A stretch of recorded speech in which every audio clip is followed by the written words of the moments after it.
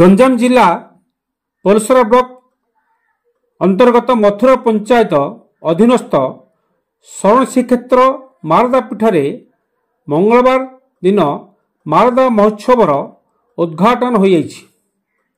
मान्यवर मत्स्य और पशु संपद मंत्री तथा मारदा महोत्सवर सभापति गोकुलानंद मल्लिक सभापतित्व में कार्यक्रम अनुष्ठित हो जाइछि।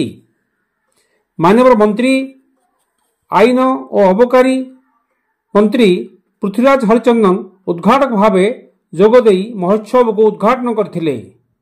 मुख्य अतिथि भावे मान्यवर वाणिज्य परिवहन खनि और इस्पात मंत्री विभूत जेना और आसिका सांसद अनिता शुभदर्शन प्रमुख जोगदेई मारदा पीठर ऐतिह्य उपरे आलोकपात करथिले।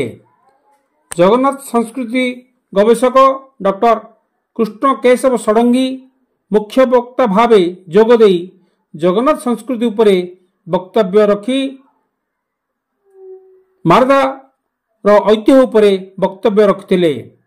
सम्मानित अतिथि भावे कविसूर्यनगर विधायक प्रताप नायक, सोडा विधायक नीलमणि बिशोई, खलिकोट विधायक पूर्णचंद्र सेठी, दिगपंडी विधायक सिद्धांत महापात्र समेत जिलापाल दिव्यज्योति परिडा, एसपी शुभेन्दु कुमार पात्र, पीडी सुश्री मधुमिता, आठगड़ महाराज दुर्गाशंकर प्रसाद हरिचंदन जगदेव, मथुरा महंत सुंदर रामदास प्रमुख मंचासन रही वक्तव्य रखिथिले। द्वितीय दिन संध्यारे ओडिशा विधानसभा माननीय बाचस्पति श्रीमती सुब्रह्मण्य पाढ़ी उद्घाटिका भावे जोग देथिले।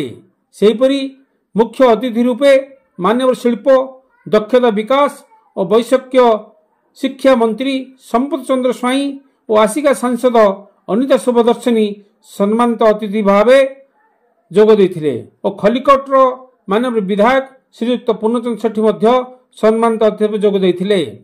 चलचित्र अभिनेता अर्धेन्दु साहू, बीडीओ, तहसीलदार, थानाधिकारी, रेंजर सम्मानित अतिथि रूपे मंचासीन होइथिले।